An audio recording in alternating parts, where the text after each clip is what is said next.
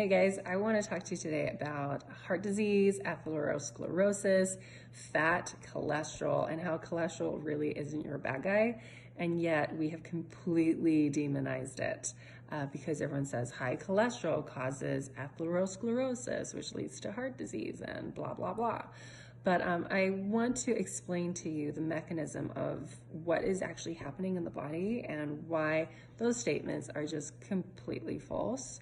And I will post a screenshot of a study and put the link to it as well in my post here. But go and listen to our podcast today on the big fat lies of fat and learn about why fat is actually so incredibly important in your body. So it's an incredible podcast episode. Go and listen to it. But now let's learn about heart disease, right? Okay, so why do we have plaque buildup? What is happening? Plaque builds up around arteries and veins that are being damaged over and over and over again, and your body isn't able to heal them. And so why are they being damaged? So you have, say this is your artery, and you have like red blood cells going and other cells going through it like at 1,000,000 miles an hour. It's not really 1,000,000 miles, but it goes through these veins and the arteries, and they bounce on the walls and they create like teeny tiny bits of damage here and there, but it's really not a big deal unless, so you have these artery walls, right? They constrict and they dilate, and they constrict and they dilate. So when you're exercising, they dilate, right? What causes that dilation? So there's something called nitric oxide.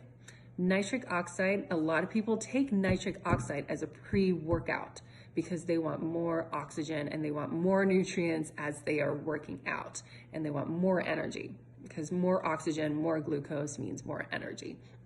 So you take your nitric oxide and it dilates this, right? And then those red blood cells, they can go through really easily. They can get to the other tissues just fine to deliver oxygen and nutrients. So we're all happy. But there is something that inhibits your nitric oxide production, and that is increased insulin. And what increases your insulin? Sugar. So when you eat a lot of sugar, your vasodilation does not happen. So it stays constricted. Those veins, those artery walls are now stiff, and I don't want to say hardened, but they stay small. So they're small like this, and then those red blood cells are trying to be pushed through, but they're creating more damage. Does that make sense? So now we have damage on these walls, which should be normal, but they are constricted, so there's a little bit more damage. So why isn't the body healing it up fast enough? So let's go to part 2, because we know insulin is kind of creating this mess in the first place. Eating too much sugar is creating this mess. So what's creating the other part? Why are we now having this plaque buildup? One thing I want to stress is there are a number of factors that cause your arteries and veins to deteriorate. Things like inadequate nutrients like collagen, vitamin C, probably stress is creating a lot of burden on your veins and arteries. But now I want to talk about the healing mechanism and how and why cholesterol has kind of been so demonized in the medical world. So in order to understand cholesterol, we know it's a fat. We need to understand what is happening and what is being delivered. So there are things called lipoproteins that transport fats through the bloodstream for them to get to other parts of the body, because we know that water and oil don't mix.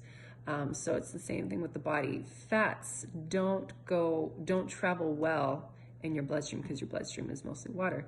So it needs to have a delivery truck called a lipoprotein to deliver the fat to damaged tissue so it can transport cholesterol and healing things to that damaged tissue. So these lipoproteins are called VLDL, LDL, and HDL. And so, so you have now everyone understands that high LDL is associated with heart disease, right? Well, it's not because the LDL is causing the heart disease. The LDL, which is the transportation truck, it's delivering the material to fix whatever was broken.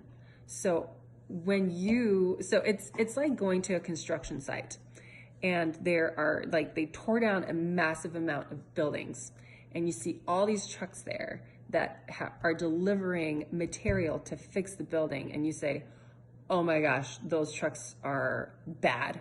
Like, they're the bad guys because they're the ones that tore down the building. It's like, no. They're not the bad guys. They are just delivering materials to fix that building that got broken down. So you have your LDLs that deliver triglycerides and fat-soluble vitamins, because they're delivering these fat-soluble vitamins to the broken tissue, right? Because they need to heal that tissue. And so they're delivering the fat-soluble vitamins A, D, E, and K. They are delivering cholesterol, and cholesterol goes in and helps heal and mend that broken tissue in the arteries.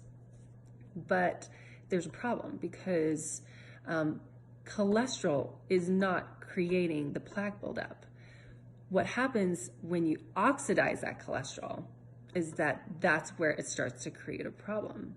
So what oxidizes cholesterol? Because oxidized cholesterol is the problem.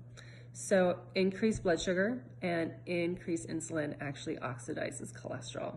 So when you're eating lots of sugar, you're oxidizing that very molecule that is supposed to be healing you. So not only are you hindering your healing by eating sugar again, but you are breaking down the mechanism that is healing you. So what do we do now? What should we do? We cut out sugar. It's so simple and basic.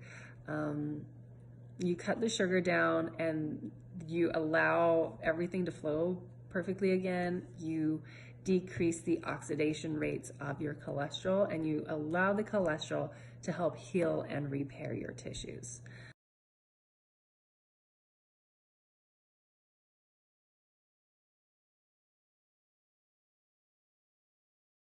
We need to ask ourselves, why are we in such an inflamed state? Why are there tissues out there that need a lot of healing and repair if your LDL is high? So if you have high LDL, elevated LDL levels, you most likely have inflammation in your body. You most likely have things breaking down that need to be healed. So it makes no sense to shoot the messenger. The messenger is there to say, I am here to fix something. Stop shooting me. Let me do my job. Or help assist me, right? And so we can help assist by changing our lifestyle. And if you're healthy enough, exercising helps. Lots of water. Obviously, stop drinking, stop smoking, eat tons and tons and tons of vegetables, because that will help as well. Hopefully that made sense, you guys, and that you learned something and you feel more like an expert in cholesterol and lipoproteins and LDLs and HDLs and all that fun jazz.